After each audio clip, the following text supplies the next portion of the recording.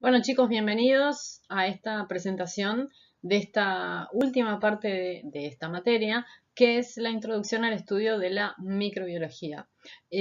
Ustedes a lo largo de este microcurso, ustedes van a poder observar que con todos estos microorganismos nosotros convivimos a diario. Y no solo eso, sino que también el estudio de esta parte de la materia es absolutamente importante porque gracias a él podemos incluso diagnosticar cierto tipo de patologías y verificar incluso también el tratamiento de cierto tipo de patologías. Entonces, además del hecho de que gente especializada, profesionales especializados en cada una de las partes, digamos, de esta materia, de este módulo de la biología, trabajan diariamente con nosotros y colaboran diariamente con nosotros en los centros de salud. Para empezar, entonces vamos a definir, a ver qué es la microbiología. Bueno, la microbiología es una rama de la biología que se encarga básicamente del estudio de los microorganismos, o también llamados microbios.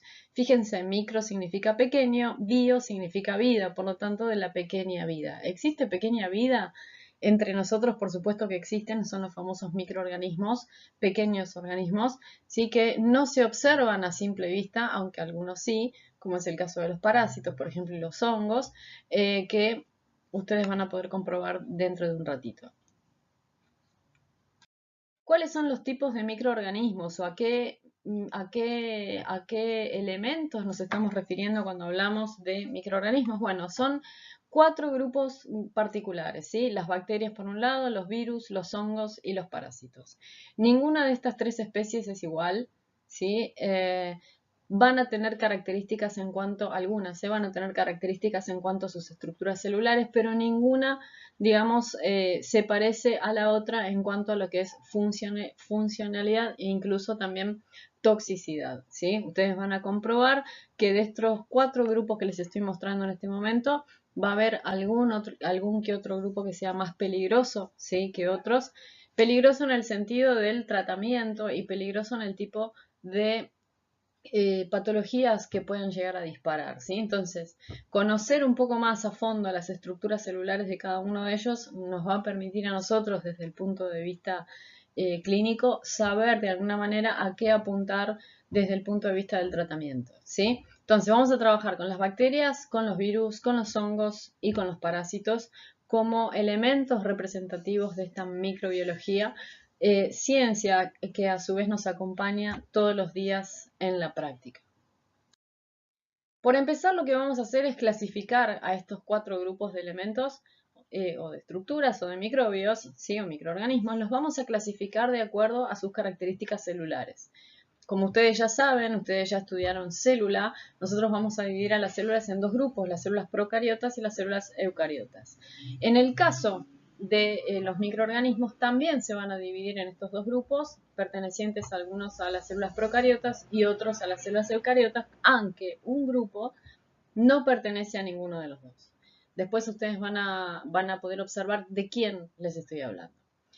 Chicos, las células procariotas y las células eucariotas se diferencian particularmente en cuanto a sus características celulares. Ustedes ya saben que las células procariotas carecen de núcleo, ¿sí? que tienen su material celular, es decir, su ADN, lo van a tener disuelto en el citoplasma, que el ADN bacteriano se encuentra desnudo, no está asociado a proteínas como es el caso de las células eucariotas, y que el lugar a donde este ADN que se encuentra disperso en el citoplasma se encuentra de alguna manera un poquito más como juntito, como compactado, a eso se lo conoce como nucleoide.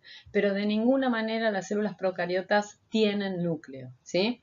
Las únicas células procariotas que existen, ¿sí? y con las que nosotros convivimos a diario, sin la S, son las bacterias.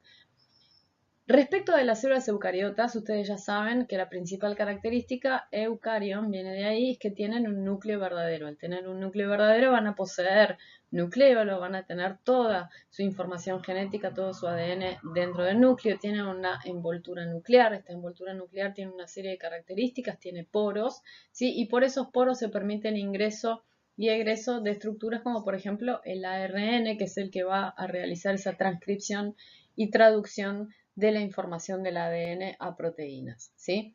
como dogma central de la biología molecular. Recuerden justamente esto mismo, ¿sí? ADN que contiene información genética, el ARN que es el que lo copia y lo lleva hasta el ribosoma, ¿sí? Donde se produce la traducción hacia la proteína, que es lo que necesitamos básicamente para seguir sobreviviendo y para que esta célula siga con vida.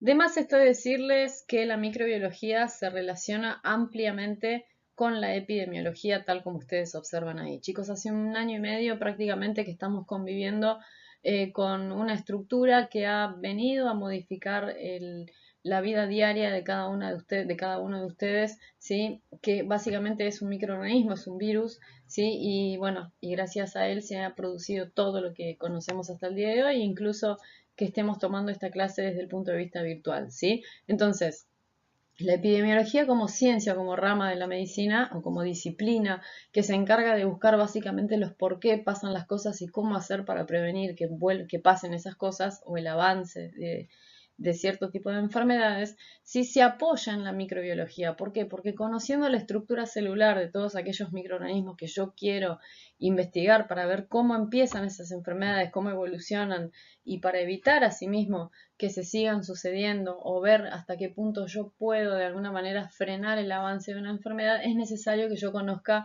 de qué tipo de agente estoy hablando, ¿sí?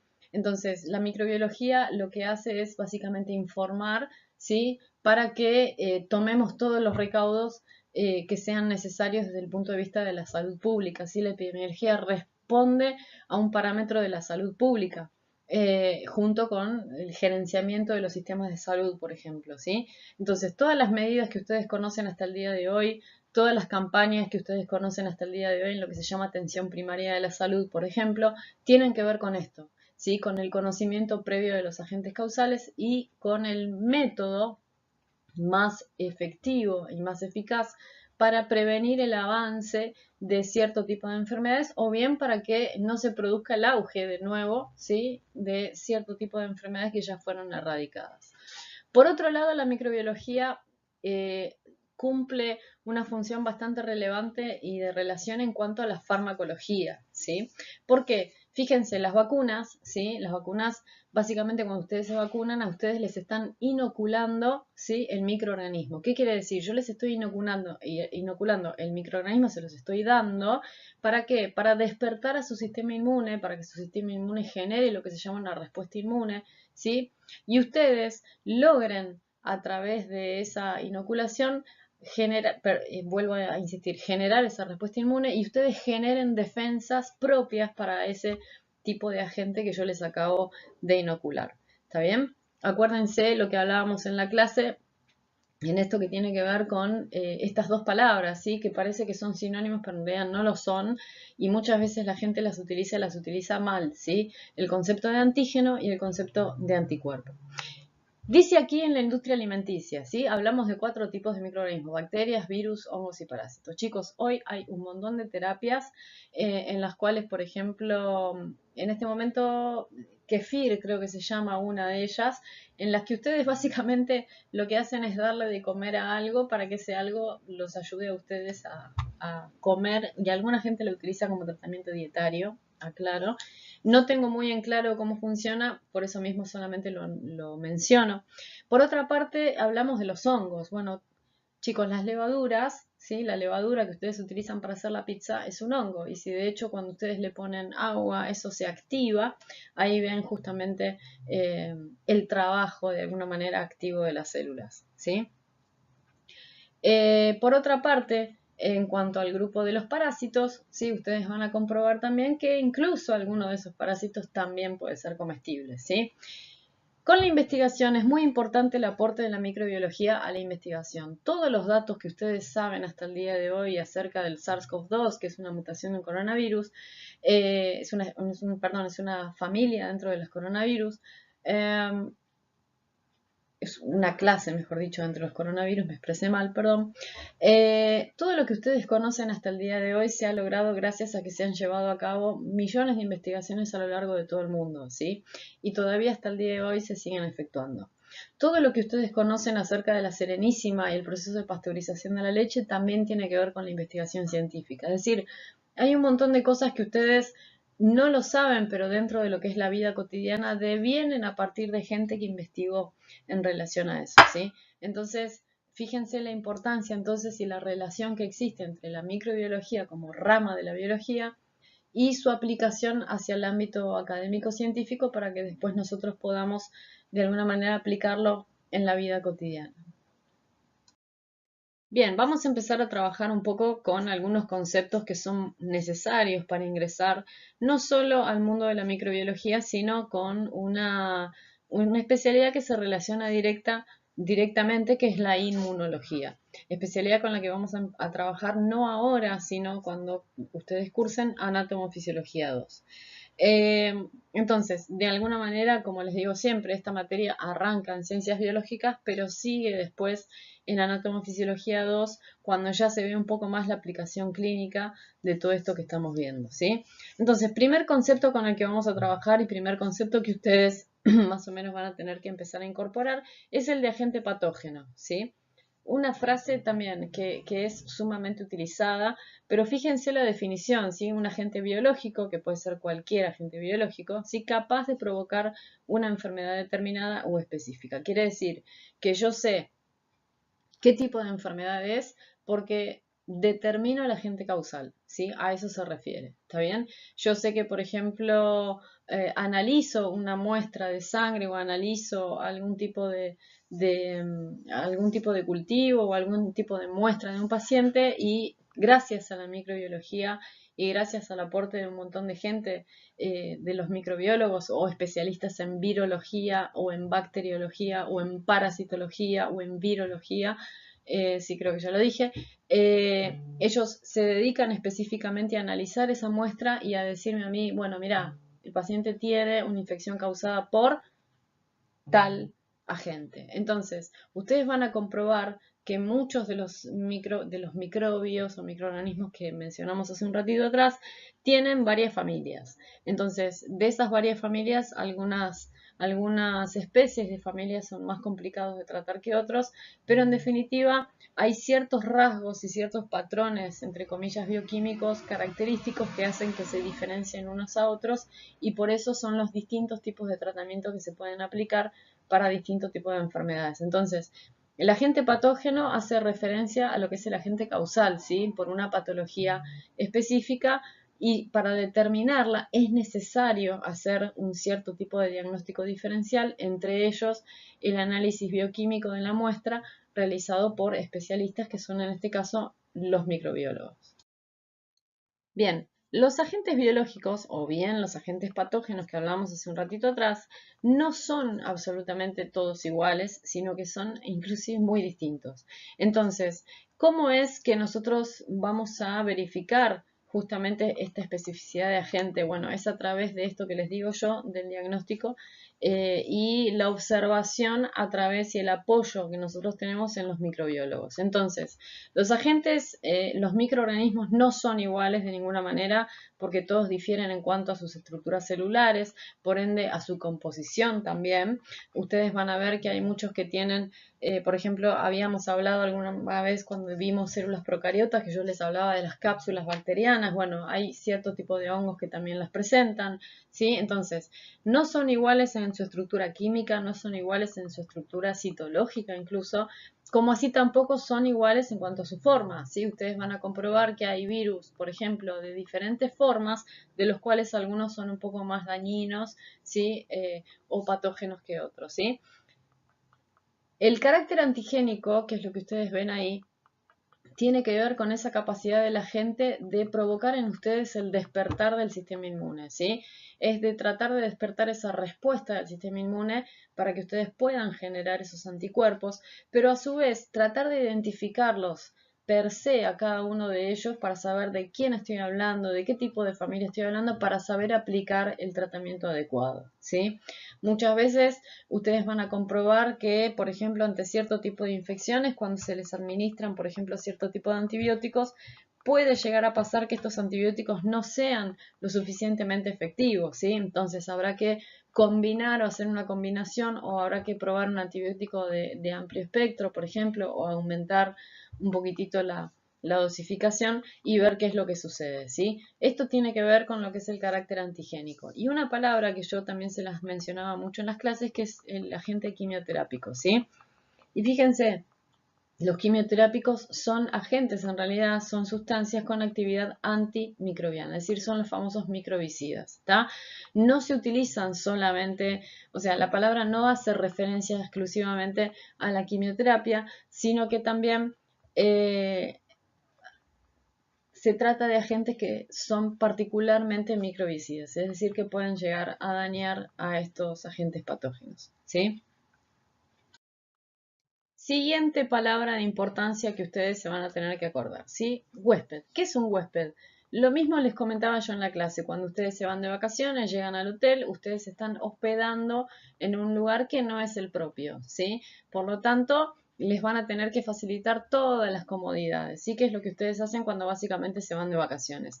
En este caso, estamos hablando, como ven en la imagen, de un piojo, por ejemplo, que se fue de vacaciones a la cabeza de un chico. Ahora, el chico lo lleva, ¿sí? Permite el alojamiento, ¿sí? E incluso le da de comer y todo. Está como un rey el piojo claramente ahí, ¿sí? Ahora, el niño, ¿sí? Tranquilamente lo puede portar sin manifestar signos y síntomas. Ahora, el hecho de que un chico, por ejemplo, se rasque la cabeza en el medio de un aula previa pandemia, sí, insisto, como les decía en la clase, es un indicador de que algo está pasando. Entonces, a partir de ahí se activan todas las alarmas y comienza la revisión masiva de cabeza. ¿Está bien? Entonces, es toda persona o animal que permite el alojamiento, ¿sí? De aquel agente biológico sin la necesidad de poder presentar la enfermedad o bien de tener signos y síntomas de algo. Ahora bien, esta palabra es muy importante y conviene que comiencen a familiarizarse un poquito con ella, ¿sí? La gente suele utilizar mucho la palabra infección, tiene una infección y demás, y qué sé yo. Fíjense la definición, ¿sí? La definición de infección tiene que ver con justamente la entrada del agente, ¿sí? Patógeno, su multiplicación, ¿sí?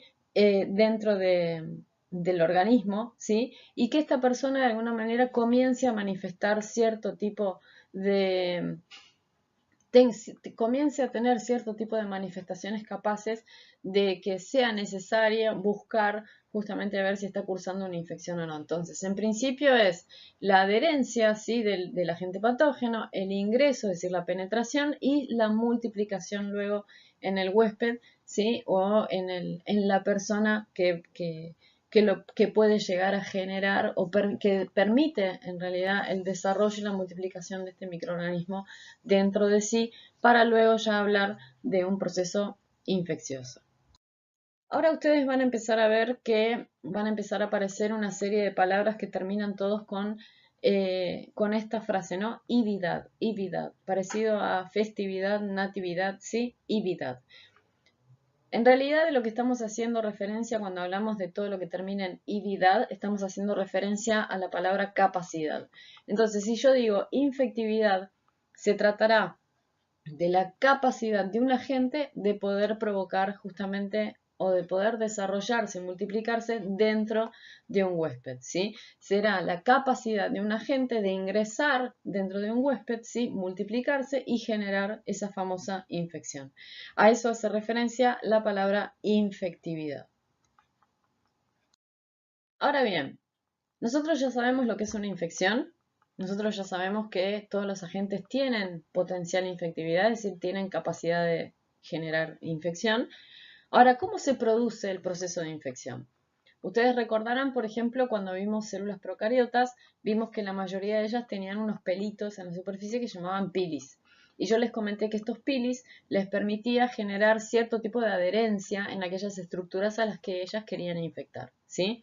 Bien, entonces, imagínense ustedes, si la presencia de una bacteria en algún lugar, entonces son tres procesos seguidos los que se producen. Número 1, adherencia. Número 2, colonización. Y número 3, penetración.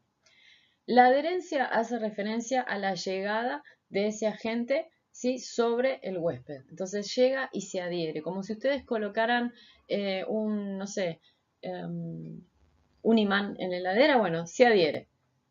Una vez que se adhiere, empieza el proceso de multiplicación, es decir, coloniza, ¿sí? Coloniza. Y una vez que coloniza, este ejército de microorganismos directamente se dirige prácticamente por el torrente sanguíneo tratando de invadir todos los tejidos o la gran mayoría de los tejidos. Tal es así que, por ejemplo, en procesos como las gastroenterocolitis, por ejemplo, ustedes tienen una inflamación tanto del gastro, que es el estómago, el entero, que hace referencia al intestino delgado, y al colon, sí, intestino grueso. Entonces, gastroenterocolitis, ¿sí? Más allá de que ustedes tengan cierta, se llama microbiota, es decir, tengan ciertas estructuras que se consideran residentes en el cuerpo, es decir, ciertos microorganismos que conviven con nosotros, que a los que nosotros les damos de comer permanentemente, y a su vez ellos nos devuelven ese favor cuidándonos, ¿sí? Ante la llegada de otros microorganismos que no son de mi cuerpo, por eso ellos nos defienden, ¿sí? Existen otro tipo de microorganismos que al ingresar tienen la capacidad de poder, digamos, multiplicarse y generar ciertos daños tisulares que los propios microorganismos nuestros no pueden defendernos. Entonces, el proceso de infección, chicos, son estos tres pasos: adherencia, colonización y penetración. De más está decirles que esta pregunta es pregunta de examen, por eso les hago hincapié específicamente en las preguntas claves, ¿sí? Agente patógeno, proceso de infección, y la palabra huésped, por ejemplo, es otra de ellas. Entonces, acuérdense, el proceso de infección, tres palabras: adherencia, colonización y penetración, ¿sí? Bien, siguiente palabra y otra vez hablamos con la isidad. Isidad. Chicos, la palabra patogenicidad hace referencia a lo que es el contagio, ¿sí? Entonces, cuando ustedes dicen el agente es mucho más patógeno, significa que, por ejemplo, el agente tiene mayor capacidad de contagio, ¿sí? Entonces, hablamos de un agente que es altamente capaz de producir una enfermedad, tiene un alto porcentaje de infectividad, ¿sí? Pero es altamente patógeno. ¿Qué quiere decir? Que es altamente contagioso también, ¿sí? Entonces, la patogenicidad va a ser un término que últimamente, en el último año y medio, se estuvo manejando con bastante frecuencia, solamente que quizás la palabra no suene muy conocida, ¿sí? Entonces, patogenicidad, vamos a hablar en cuanto a esto, al tema del contagio, ¿sí? Es mucho más contagioso, ¿está bien? Acá tienen cierto tipo de características, ¿sí? Hablamos de infección aparente e infección no aparente. Estas dos son dos palabras claves que también ustedes van a manejar después cuando vean sistema inmune, ¿sí? Cuando el paciente empieza a manifestar signos y síntomas de una enfermedad, bueno, básicamente ahí hablamos de la infección aparente, es decir, cuando la vecina te mira y te dice, me parece que estás incubando algo porque vos tenés tos, porque estás muy pálido, porque no sé qué. En cambio, cuando vos de alguna manera no portás el agente, pero no manifestás ningún signo ni síntoma, bueno, infección no aparente, o es el famoso paciente, entre comillas, asintomático, que muchos de ustedes habrán escuchado hablar. Esta palabra, virulencia, desde ya les digo que se saquen de la cabeza que tiene algo que ver con virus. No tiene nada que ver con virus. La palabra virulencia viene directamente relacionada con la anterior, que es la patogenicidad, ¿sí? La palabra virulencia hace referencia a la capacidad de generación de casos graves, ¿sí? Que puede llegar a causar un agente, la aparición de un agente en una comunidad, por ejemplo, ¿sí? Entonces, nosotros decimos, por ejemplo, que la primera cepa de coronavirus, que era la que empezó a circular el año pasado, sí, mucho no se conocía, se conocían muy pocas cosas, la información venía a cuentagotas desde China, que fue donde apareció, hasta las investigaciones que se fueron haciendo de a poco por las diferentes sociedades de infectología del mundo, incluso por el CDC de Estados Unidos o bien por la OMS. Entonces, nosotros sabíamos que el SARS-CoV-2, ¿sí? Una variedad de la familia de los coronavirus, sabíamos que era un agente altamente patogénico, ¿sí? Porque era muy contagioso, ¿sí? Y sabíamos, hasta les diría unos meses pasados de la declaración de la pandemia, hasta ese momento se decía que era virulento. Pues no, se comprobó que no. ¿Sí? Se sabía que era altamente patógeno, pero que no era tan virulento como otro grupo de las familias del coronavirus, como fueron los SARS, ¿sí? Descubiertos hace muchos años atrás, que habían generado casos mucho más fatales de los que venían ocurriendo hasta ese momento. Les estoy hablando hasta mayo, junio del año pasado, más o menos,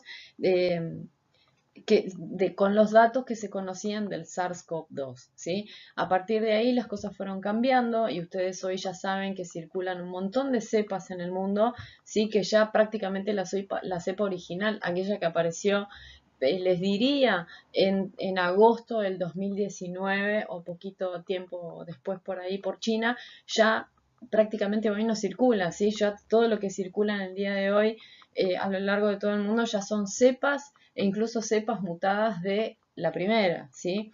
Entonces, a medida que va avanzando el tiempo y que se sigue investigando este tipo de cosas y se sigue investigando sobre este SARS-CoV-2 o COVID con R19 como se lo conoce, ¿sí?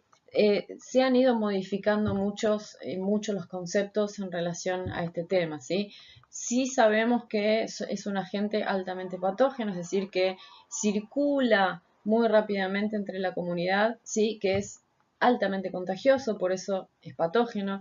Por eso, ¿qué se decide hacer desde la epidemiología basándonos en la microbiología? Bueno, todas las medidas que ustedes ya conocen, ¿sí? Utilización del barbijo, porque se sabe que principalmente la puerta de entrada hacia un probable, vamos a ponerle, probable luego huésped de la gente, es a través de las gotitas de flúor, es decir, a través de estas gotitas minúsculas que ni siquiera se llegan a ver cuando ustedes hablan con alguien más, por eso la utilización del barbijo, ¿sí? Se sabe que tiene alta probabilidad de contraerse mediante lo que se llaman, mediante la aerosolización, es decir, cada vez que ustedes abren la boca, cada vez que van a intubar a un paciente, cada vez que tienen que tener contacto con la vía oral de un paciente, ¿sí? No solo la vía oral, sino también la vía oftálmica, ¿sí? Sobre todo por eso la utilización de lentes, antiparras, máscaras y demás, ¿sí? Entonces, la virulencia hace referencia a esto, a la cantidad de muertes, si ustedes quieren, ¿sí? La virulencia es uno de los datos que se tiene en cuenta a la hora de cuando ustedes miran los noticieros en la mañana, dice cantidad de muertes, tanto, ¿no? Entonces dicen, bueno, la cepa de Manaus, por ejemplo, es menos virulenta que la cepa de California, por ejemplo, ¿sí? Entonces ahí ustedes ya ahora saben por lo menos a qué hace referencia el término. Bien, una palabra nueva, mira, inmunogenicidad. Si ustedes me van a decir, sistema inmune, sí, tiene que ver con el sistema inmune, pero fíjense, es la capacidad de inducir inmunidad específica.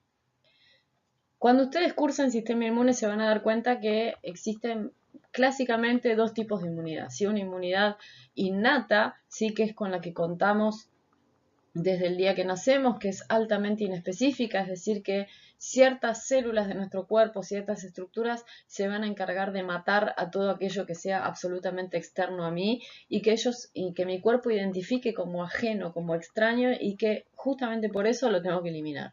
Entonces, la inmunogenicidad puede ser interpretada, por ejemplo, como en el caso de una vacuna. ¿Sí? Yo les doy una vacuna, es decir, les estoy inoculando un microorganismo. ¿Y qué busco? Busco que ustedes que su cuerpo responda a eso que estoy haciendo, es decir, a estar vacunándolos. Para eso, para que el cuerpo de ustedes responda, si yo les estoy dando la vacuna.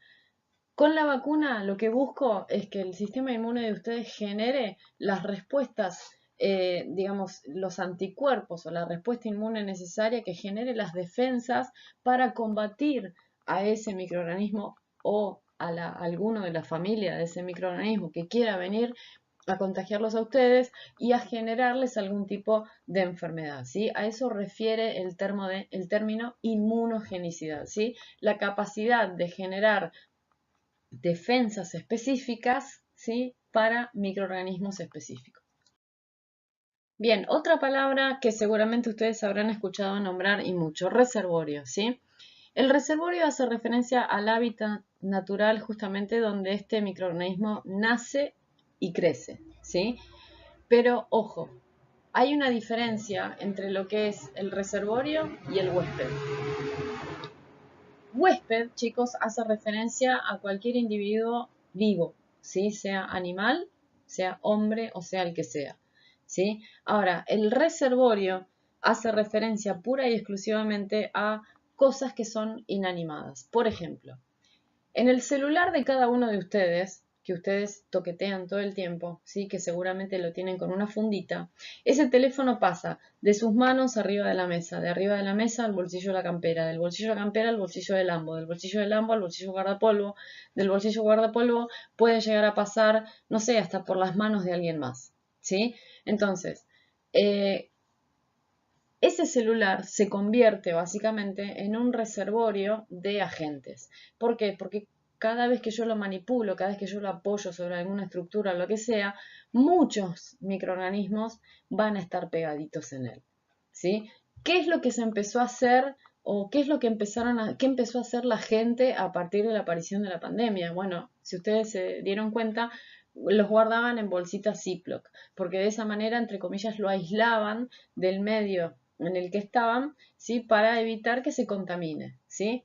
De esa misma manera se tratan las muestras biológicas, ¿sí? Cada vez que ustedes extraen una muestra biológica van a ver que se colocan en ciertas bolsitas que quedan aisladas absolutamente del medio para evitar que las muestras se contaminen, ¿sí? Pero la diferencia fundamental que hay entre un huésped y un reservorio es que el huésped hace referencia a mí, a un ser humano, ¿está bien? A un animal o a un ser humano capaz de llevarlo y traerlo, ¿sí? Mientras que el reservorio es una estructura inanimada, a eso hace referencia. De ahí que, por ejemplo, ustedes sepan, como está justamente aquí en la imagen, en las ruedas, ahí en los neumáticos, cuando llueve, que se llenan de agua, ustedes ahí ven que crece el moquito del dengue, ¿no? Como está la propaganda ahí, en las botellas que quedan al aire libre, que muchas veces se les llena de telarañas, viste, que los dejan ahí en el patio y demás, o en los baldes, cuando se acumula esa agua de lluvia y demás, ¿sí? Entonces, el reservorio, ¿sí? Básicamente hace referencia justamente a eso, a lugares inanimados, ¿sí? Eh, y el huésped a agentes prácticamente humanos o animales. Bien, el concepto de enfermedades transmisibles. ¿A qué hará referencia el concepto de enfermedades transmisibles? Aquellas enfermedades que pueden ser transmitidas de distintas vías. Una de las vías es, por ejemplo, de una persona a otra persona, de una persona hacia, o desde un animal hacia una persona, que es lo que ha pasado hasta ahora, ¿sí? Ahora, ¿qué es lo que pasó hasta ahora? Me refiero con el tema de esta enfermedad que está en curso, ¿sí? O también puede pasar que haya un animal que sea intermediario para luego llegar al humano, ¿sí? O de, no sé, o de incluso lo mismo como vimos recién desde el reservorio, ¿sí? Desde un ambiente inanimado como es un neumático lleno de agua de lluvia, el mosquito sale y de golpe viene y te agarra dengue, por ejemplo, ¿no? Digo, las enfermedades transmisibles hacen referencia justamente a eso, ¿sí? A un agente patógeno que es capaz, ¿sí? De producir cierto tipo de enfermedad y que esta enfermedad se transmite desde un agente hacia otro, ¿está bien? Me refiero desde un animal o de un objeto inanimado, como puede ser un reservorio, hacia el humano o bien hacia otro animal. Bien, estas tres palabras son famosísimas, ¿sí? Fuentes de infección.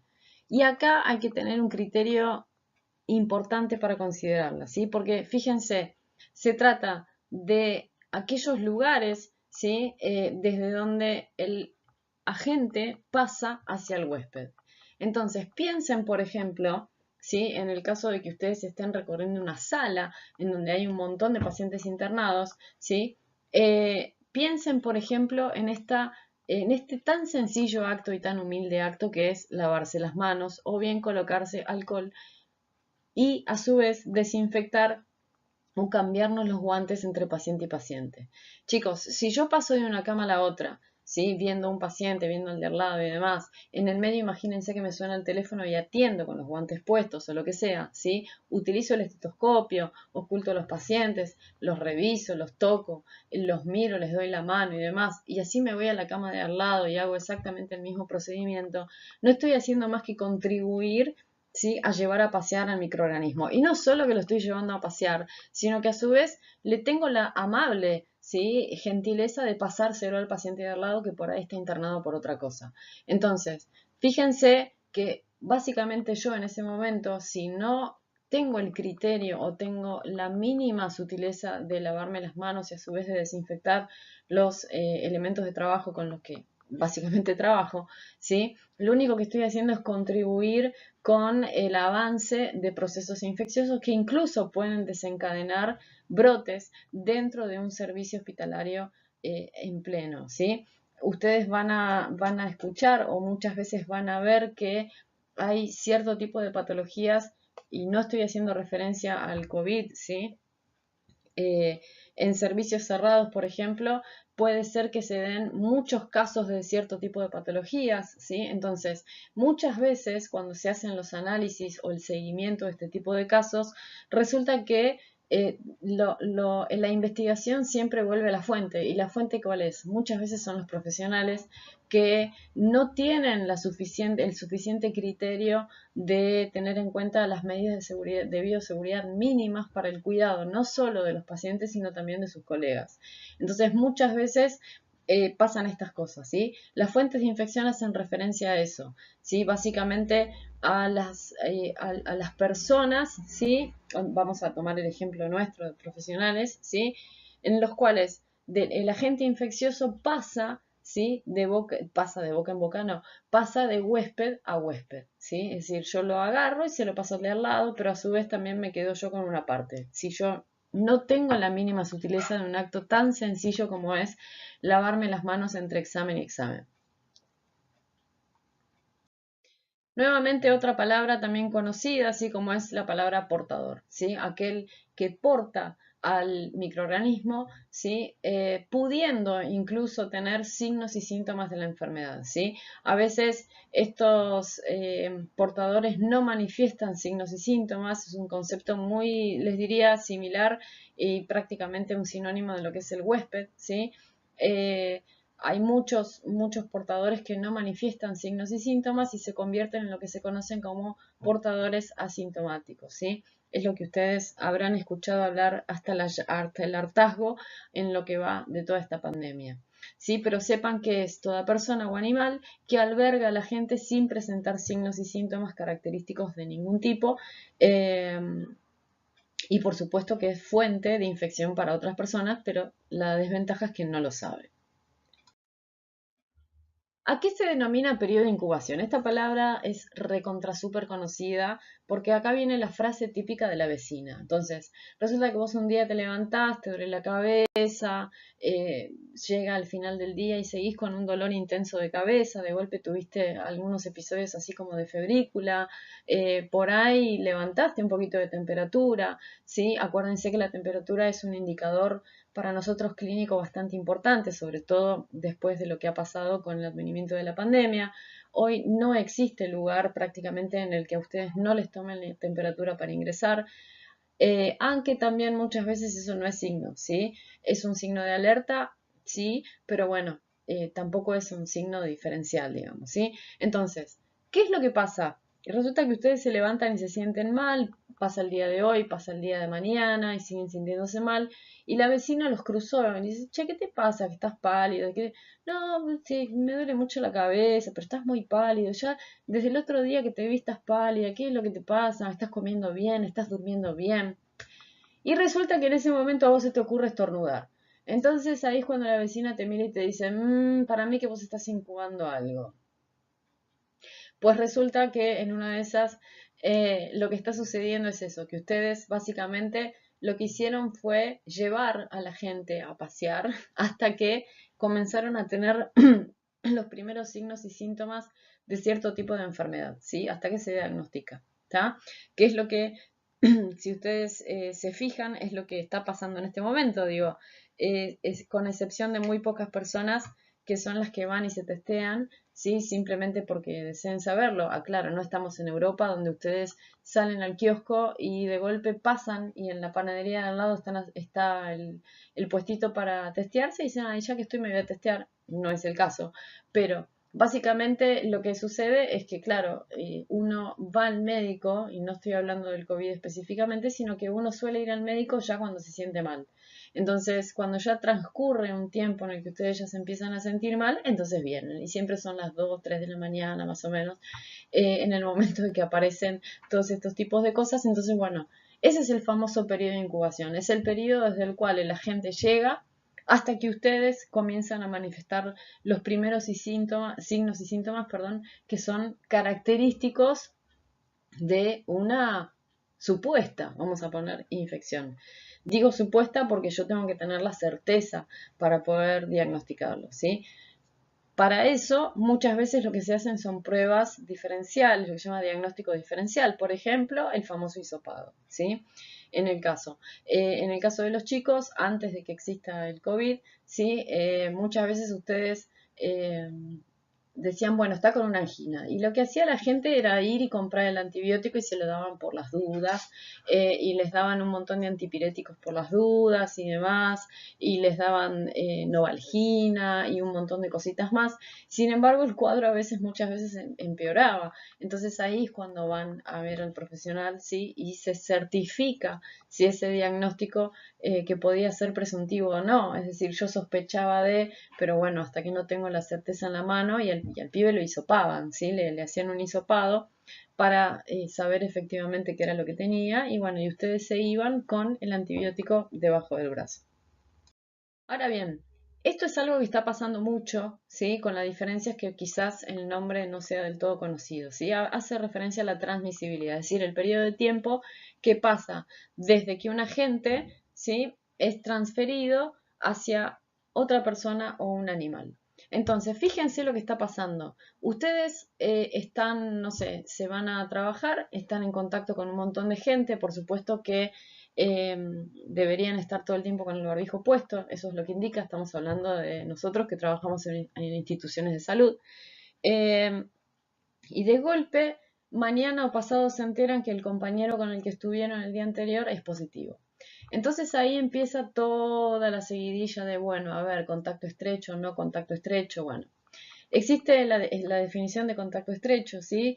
Que la pueden googlear ustedes tranquilamente, pero una de las tantas definiciones dice que ustedes son considerados contacto estrecho cuando estuvieron con esa persona en un ambiente cerrado, con un lapso mayor de 15 minutos, sin barbijo, ¿sí? Y a su vez, en algunos casos hasta se llega a estipular con el compartir, eh, no sé, hay algún elemento, ¿sí? Plato, qué sé yo, algo que estuvieron ahí. Entonces, eh, ahí es cuando ustedes dicen, bueno, se les empieza a hacer la pregunta, ¿no? Contacto estrecho, no contacto estrecho, entonces se empieza a calcular. Bueno, 48 horas antes, a ver dónde estuviste. 72 horas antes, a ver cuándo estuviste. ¿Cuándo empezaste con el primer síntoma? ¿Y cuándo fue la última vez que contactaste con esa persona? ¿Sí? La verdad es que existen muchos criterios para hablar de este periodo de transmisibilidad, pero por ejemplo, imagínense que ustedes estuvieron teniendo en cuenta que hoy, por ejemplo, es lunes, ¿sí? Y que ustedes estuvieron el jueves a la noche con un grupo de gente en un ambiente que estaba ventilado, ¿sí? Pero de golpe estuvieron demasiado tiempo sin barbijo y qué sé yo, y al día siguiente esta gente se empezó a sentir mal, todos dieron positivo de golpe, bueno, y ustedes pasan 2, 3 días y el día lunes empiezan a tener mucho dolor de cabeza, fiebre y demás, entonces ustedes deciden, no, me voy a ir a hisopar por las dudas, ¿por qué? No vaya a ser cosa que. La primera pregunta que les van a hacer es, entre otras cosas, bueno, a ver qué sienten, qué sé yo, y si estuvieron en contacto con alguien que haya sido positivo o que se haya declarado positivo. Ustedes refieren que sí, por lo tanto eso es criterio, ¿sí? Para un hisopado. Ahora, ese hisopado puede dar negativo, ¿sí? Pero también puede ser lo que se llama un falso negativo. ¿Por qué? Porque a lo mejor ustedes, después de ese hisopado, ustedes siguen con la persistencia de signos y síntomas, ¿sí? O incluso se agraven, hasta pueden llegar a perder el gusto, el olfato, pueden empezar a tener cefaleas un poco más intensas, ¿sí? La mialgia también característica. Entonces, ¿qué se hace? Se hace un hisopado de nuevo. Pero el hisopado, chicos, el famoso PCR, que la gente lo nombra, simplemente detecta si existe virus circulando o no. Y la verdad es que el hisopado tiene una duración in situ de, vamos a decir, 48 a 72 horas. Pasado ese lapso, en realidad yo debería hacerme un control de nuevo, ¿sí? Porque puede ser que esté circulando. Entonces, el periodo de transmisibilidad hace referencia a eso, básicamente, ¿sí? Y, bueno, nada, lo pueden googlear tranquilamente, pero básicamente para que sepan qué es lo que significa.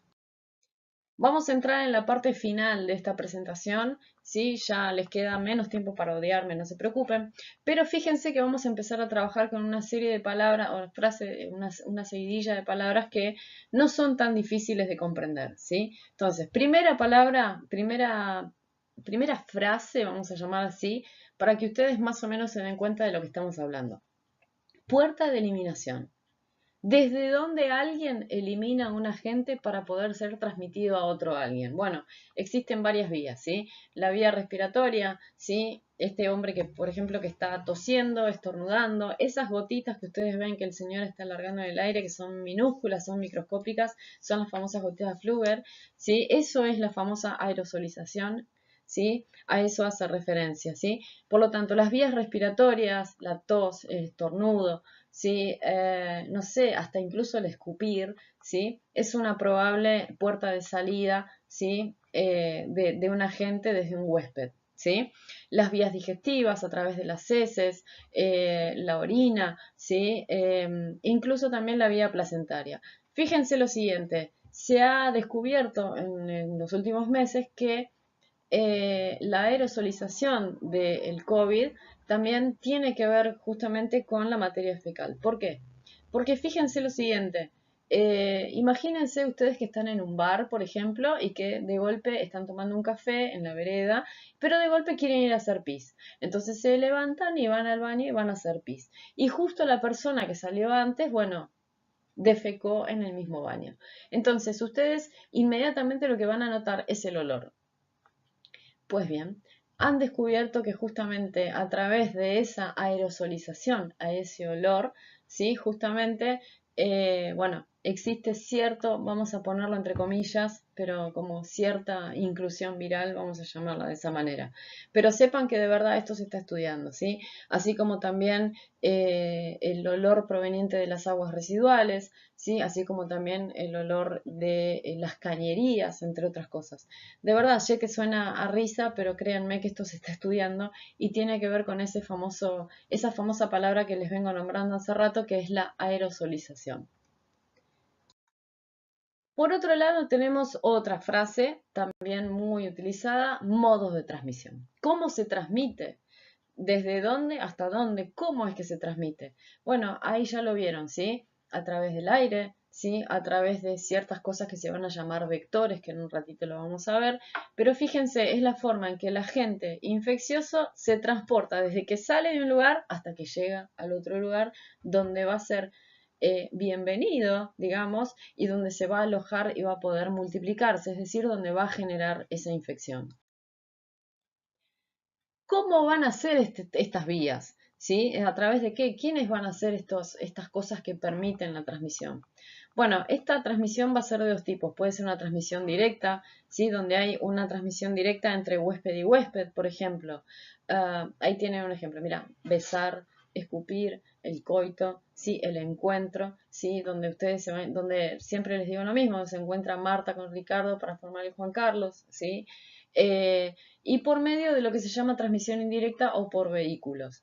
Incluso piensen ustedes cómo es, ¿sí? Que se llega a hablar de esta enfermedad declarada hoy cuando empiezan a analizar sus orígenes. Se decía en un principio que existió una especie intermedia entre lo que era el murciélago y el humano que compró ese alimento en el mercado para consumirlo.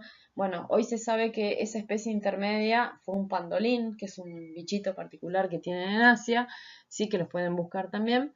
Entonces, se trata de verificar cómo es esa cadena de transmisión, ¿sí? Se tratan de ver cómo es que vino pasando. De la misma manera que ustedes en algún momento se habrán preguntado, pero ¿cómo me lo pesqué? ¿Sí? Ah, seguramente de tal. Bueno, ¿y cómo se lo pescó tal? Y por ahí tal, no sé, fue a comprar a un lugar y se olvidó de poner barbijo o no sé. Entonces, hay ciertos tipos de transmisión e incluso fíjense que hay ciertos tipos de mecanismos, ¿sí? Lo que se llaman vectores. Hasta el día de hoy se sabe que muchos animales, ¿sí? Son vectores, es decir, son agentes pueden transmitir determinado tipo de enfermedades, ¿sí? Tienen el ejemplo del cerdo, la triquinosis, ¿sí? Tienen el ejemplo de las palomas con el paludismo, ¿sí? Los gatos con la toxoplasmosis, bueno, tienen un montón, ¿sí? De los más importantes que en medicina se suelen tener en cuenta, digamos, en medicina se suelen tener en cuenta no, sino que son los que más se evalúan, sobre todo en las áreas de cuidados críticos, son los aéreos. Por eso que yo les decía de la aerosolización.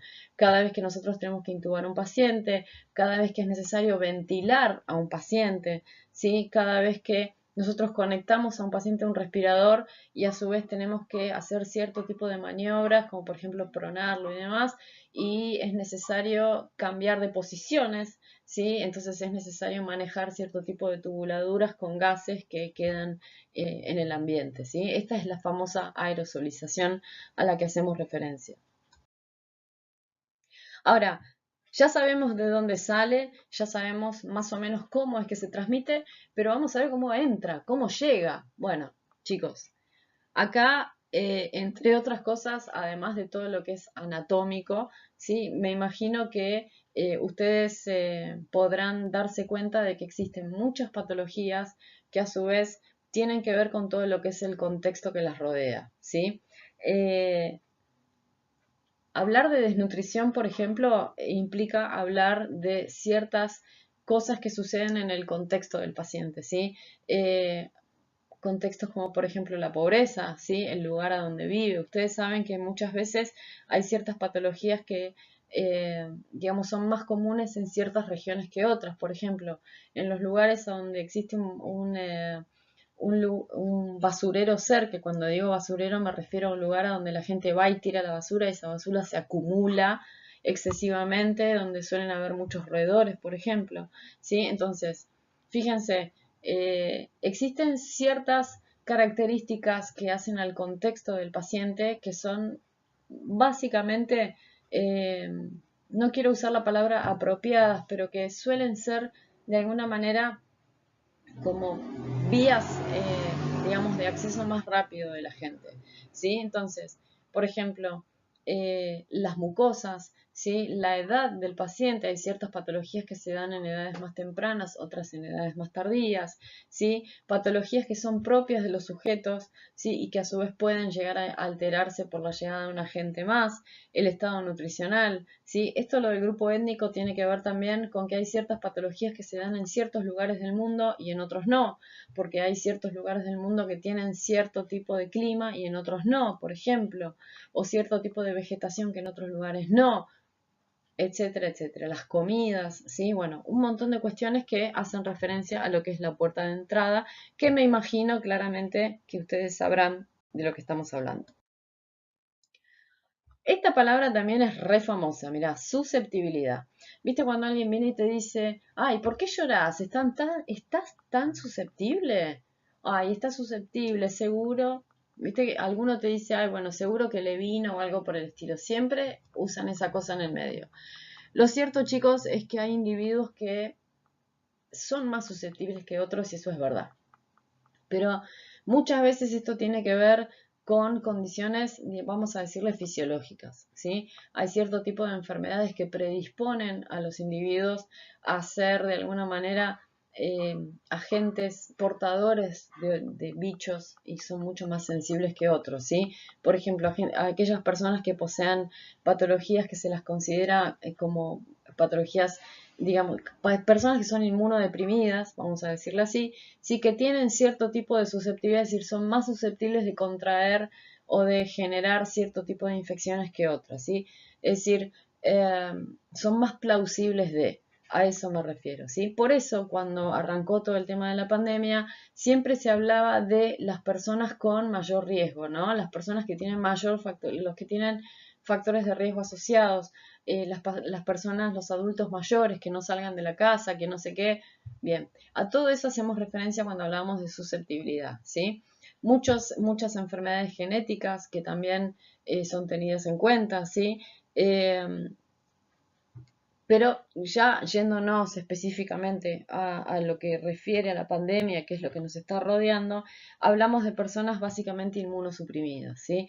¿Qué quiere decir esto? Quiere decir que están inmunocomprometidas, que de alguna manera no tienen esa suficiente capacidad de generar las defensas necesarias a tiempo necesario como para responder ante un ataque externo, ¿sí? Que necesitan una súper recontra ayuda extra, ¿sí? Y que por sí solos no van a poder enfrentar ni responder a amenazas externas, ¿sí? Ejemplo, pacientes con leucemia, por ejemplo, pacientes con patologías crónicas que están en tratamiento y demás.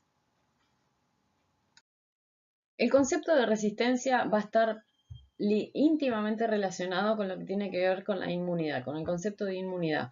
Ustedes van a ver que el término inmunidad refiere del latín y significa exento, ¿sí? Exento de. Es inmunitas el término correcto. Entonces, se trata de todos aquellos mecanismos que ustedes tienen desde el punto de vista fisiológico y corporal que están adaptados y que están entrenados desde el día cero para cuidarlos a cada uno de ustedes. Ustedes tienen cierto tipo de defensas que se llaman inespecíficas, que son aquellas que están entrenadas para responder ante todo aquello que sea externo a mí, que no sea mío, que mi cuerpo no lo conozca, por lo tanto lo ataca y lo reduce, ¿sí? Lo asesina y lo mata. Ahora, muchas veces estos microorganismos lo que tienen es la facilidad de poder sortear esas barreras primarias de defensa, ingresar y poder llegar a causar daños tisulares mayores, ¿sí? Entonces va a pasar cierto periodo de tiempo, ¿sí? Hasta que su cuerpo genere pelee contra esa infección, ¿sí? Pelee contra esa infección, la gane y genere respuestas o genere anticuerpos para ese tipo de bicho específico. Entonces, la resistencia básicamente, chicos, va a hacer referencia a aquellos mecanismos naturales que ustedes tienen para defenderse contra los ataques externos. Es un término que está sumamente e íntimamente relacionado con uno que va a venir ahora dentro de un rato, que es el concepto de inmunidad. Y acá viene justamente el concepto de inmunidad, ¿sí? El concepto de inmunidad tiene que ver con esto, ¿sí? Con esa resistencia que ustedes tienen, digamos, natural, ¿sí? Contra a todo aquello que sea externo a ustedes. Ahora, hay dos tipos de inmunidad, ¿sí? Lo que se va a llamar una inmunidad activa y lo que se va a llamar una inmunidad de tipo pasiva. Una inmunidad activa, para que ustedes se den cuenta, es cuando ustedes contraen la enfermedad, ¿sí? Y ustedes le dan pelea, ustedes pasan la enfermedad. Ustedes contraen el virus y desarrollan la enfermedad que es el COVID-19. Ustedes desarrollan la enfermedad. Entonces, ¿qué es lo primero que les dicen? Bueno, ustedes se tienen que aislar. Ustedes tienen que estar 10 días adentro. 10 días, sí, 10 días adentro. ¿Por qué 10 días adentro? Bueno, pues resulta que el SARS-CoV-2 es un virus que es altamente patógeno, paréntesis, contagioso, ¿sí? Es menos virulento, es decir, no causa tanto daño a nivel, digamos, no causa tantos casos graves, tantas muertes, quiero decir, ¿sí? Pero es altamente patógeno. Por eso mismo vos tenés que estar aislado 10 días, no tenés que estar en contacto con nadie, ¿sí? Entonces, ¿por qué 10 días? Porque justamente hay todo un periodo hasta que ustedes empiezan a desarrollar los primeros signos y síntomas, periodo de incubación, ¿sí? Y hay todo un periodo desde el cual el agente tiene la capacidad de multiplicarse, ¿sí? Y tiene esa capacidad de generar o de que ustedes desarrollen la enfermedad. Esos son 10 días. En esos 10 días que ese proceso se conoce como viremia primaria, ¿sí? El agente va a estar permanentemente circulando en ustedes y ustedes van a estar peleándolos con las defensas que tienen. Pero mientras ustedes pelean en esa batalla, ¿sí? Gastan glóbulos blancos, existe otro grupo de glóbulos blancos que va a estar generando, ¿sí? Que va a estar generando anticuerpos. ¿Para qué? Para que estos anticuerpos después queden guardaditos en la memoria celular de cada uno de ustedes, vayan por el torrente sanguíneo a lo largo de toda la vida de ustedes, ¿sí? Y cuando venga próximamente o cuando quiera volver a venir otra vez el mismo bicho o algún bicho de la familia de ese que vino la primera vez, entonces estos agentes que ya han sido generados se despierten, vayan literalmente y lo asesinen y no lo dejen desarrollar la enfermedad por segunda vez. ¿Sí? Eso es lo que sucede. Por eso hablamos también de inmunidad pasiva. ¿A qué hace referencia la inmunidad pasiva? Chicos, cuando alguien es pasivo es alguien que está sentado y está esperando algo, ¿sí? O sea, lo mismo que ustedes hicieron o que hacemos cuando, por ejemplo, nos vacunan. Nosotros estamos sentados, viene alguien y nos da la vacuna. Bueno, te dejan ahí, esperan 20 minutos a ver si te pasa algo o no, listo, cada uno sigue haciendo su vida normal. Ese tipo de inmunidad es pasiva, porque a mí vienen y me la dan, me la inoculan. Después yo hago la respuesta inmune, ¿sí? Después va a pasar un periodo de un lapso de horas desde que a mí me vacunaron hasta que yo empiece a tener cierto tipo de manifestación en contra de eso que me dieron, ¿sí? Al principio puede pasar que ustedes los vacunen y les duele el brazo, cosa que es habitual, es normal, ¿sí? Pero fíjense que con el correr de las horas y de acuerdo a la población etaria, porque esto está comprobado, existe gente que desarrolló más o menos síntomas que otras, ¿sí? Hay gente que le dolió la cabeza, otra gente que, no sé, que tuvo mucha fiebre, otra gente que tuvo fiebre, dolor de cabeza, temblores, mialgias, cefaleas, etcétera, etcétera. Entonces, la inmunidad pasiva hace referencia a cuando a mí me dan las cosas. Yo cuando estaba en la panza de mamá, mamá me alimentaba a través de la placenta, mamá me daba de comer y entre otras cosas me daba anticuerpos, me daba defensas, ¿sí? Por lo tanto yo nací con un mínimo de defensas y el resto tuve que activar mi inmunidad. ¿Por qué? Porque me tuve que pelear con un montón de gente que me quiso venir a enfermar y gracias a las defensas que me estuvo dando mamá, más las que yo fui generando desde el momento en que nací, entonces gracias a eso yo le puedo pelear a un montón de bichos. Porque ustedes chicos, en el transcurso de su vida han estado en contacto con millones de microorganismos y con el contacto con esos millones de microorganismos ustedes han logrado conseguir formar muchos anticuerpos contra microorganismos específicos. Entonces ustedes tienen con qué pelearles, ¿sí? Ahora, en este caso de esta pandemia, como se trató de un bicho cuya morfología ya era conocida, es decir, ya se sabía que era un virus, ya se sabía cómo actuaban los virus, ya se sabía más o menos a qué tipo de familia de virus pertenecía, por ende se sabían las principales características, que eran virus sinciciales respiratorios, es decir, virus que eran muy parecidos a los de la influenza, ¿sí? O los de la gripe. Entonces, más o menos se sabía, pero lo que no se sabía era el mecanismo de patogenicidad, no se sabía si era más virulento o no que otros, había un montón de características que no se sabía. Por lo tanto, tuvimos que terminar enterándonos de un montón de cosas gracias a que hubo gente a que pasó la enfermedad, ¿sí? Y generó esos anticuerpos que a su vez con esos mismos anticuerpos ayudó a otros, ¿sí? Cosa que hace muchísimo tiempo que no se hacía, ¿sí? Esto que ustedes habrán escuchado hablar de la donación de plasma, por ejemplo, ¿sí? Entonces, fíjense cómo de alguna manera la inmunidad activa, ¿sí? Puede ayudar a otros también, ¿sí? Como lo que les estaba diciendo recién. Pero respecto a lo que es pasivo, hace referencia a todo lo que a mí me dan, ¿sí? Por eso también el tema de las vacunas y lo que se llama inmunidad transplacentaria, que es un ejemplo de inmunidad pasiva, ¿sí? Entonces, vamos a cerrar esta presentación con esto, que es lo principal que ustedes tienen que saber y donde se engloban todos los conceptos que venimos hablando desde hace 1 hora 03, ¿sí? ¿Qué es la cadena epidemiológica? Fíjense la palabra, la frase, cadena, sucesión de hechos, epidemiológico. Tiene que ver con esto de los microorganismos. Entonces, fíjense cómo está compuesta la cadena epidemiológica. Número 1, agente causal. Número 2, reservorio. Número 3, puerta de salida del agente. Número 4, modo de transmisión. Número 5, puerta de entrada. Y número 6, susceptibilidad. Chicos, esto se resume, ¿sí? Con un ejemplo clásico que suelo dar.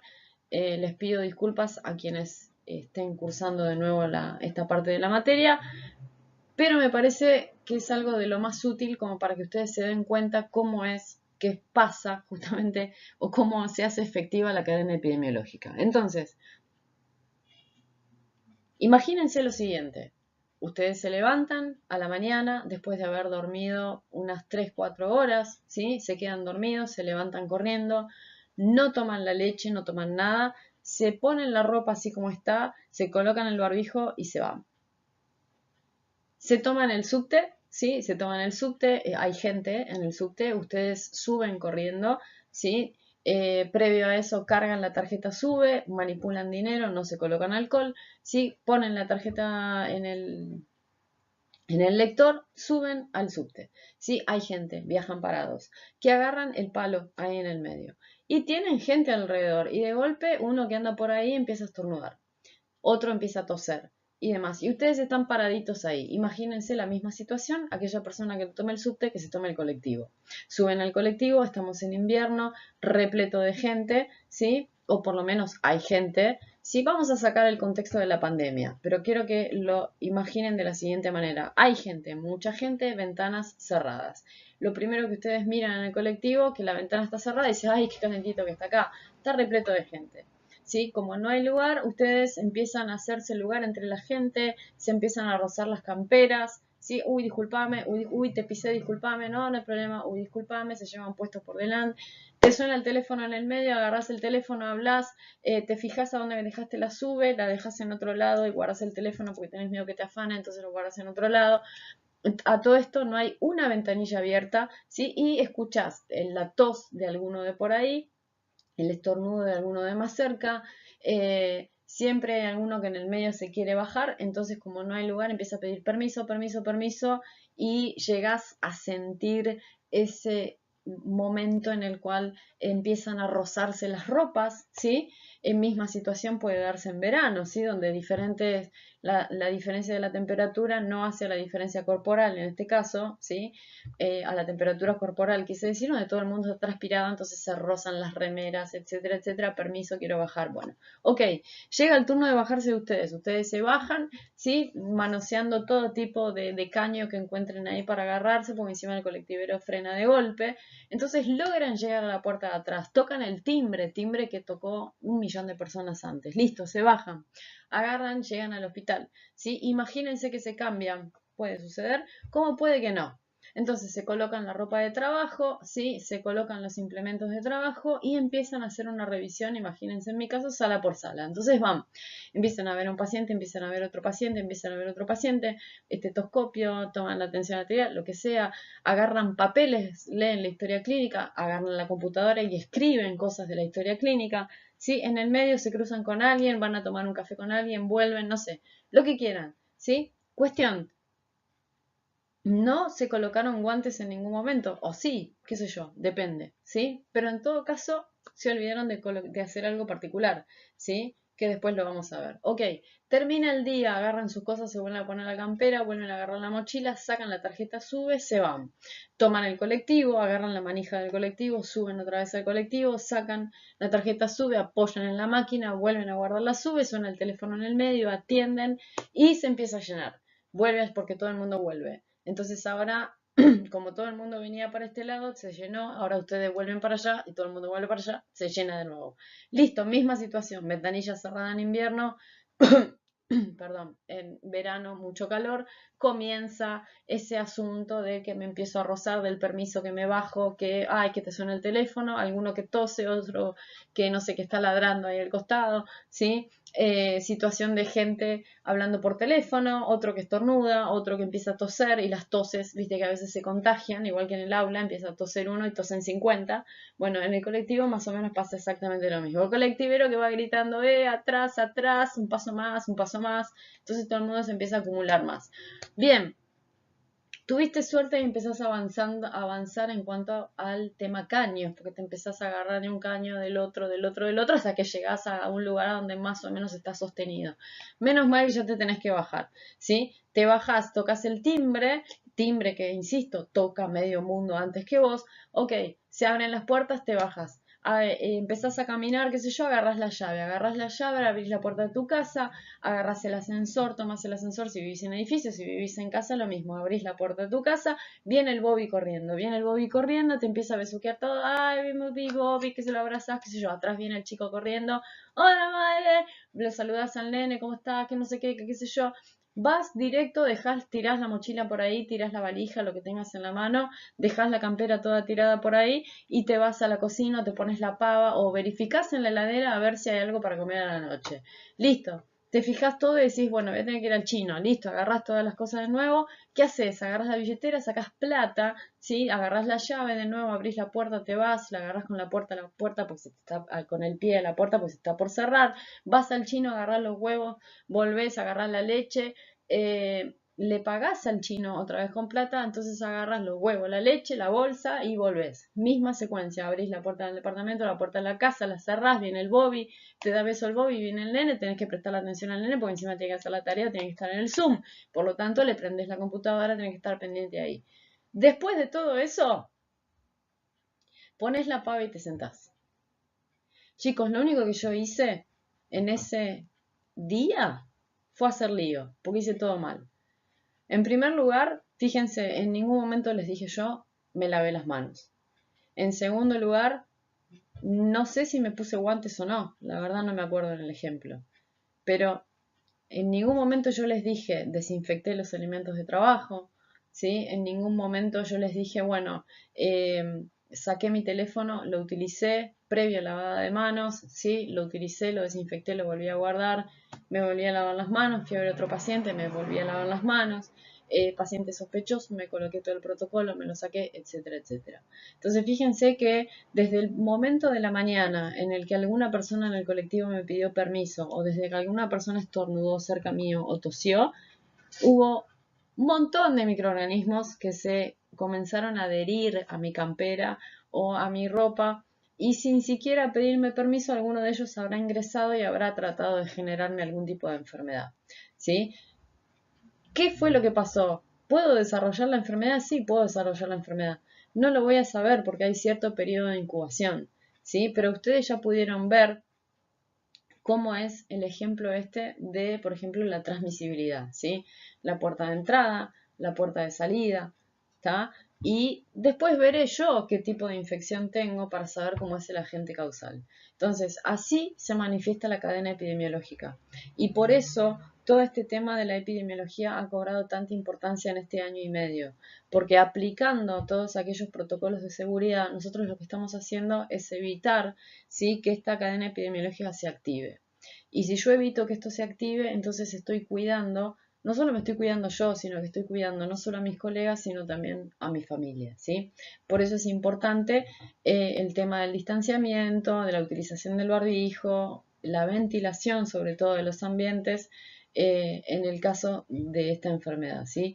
Caso de otras enfermedades también van a tener cierto tipo de características, pero los vamos a ver en su momento. No ahora, porque llevamos 1 minuto 13 más o menos y ya todo el mundo me debe estar odiando. Así que nada, los dejo para que lo piensen, lo vemos en la clase y me comentan a ver qué les pareció. Les mando un saludo enorme a todos y disculpen por lo largo. Espero que les sirva y bueno, nos vemos en la clase. Dale, un beso enorme a todos. Cuídense.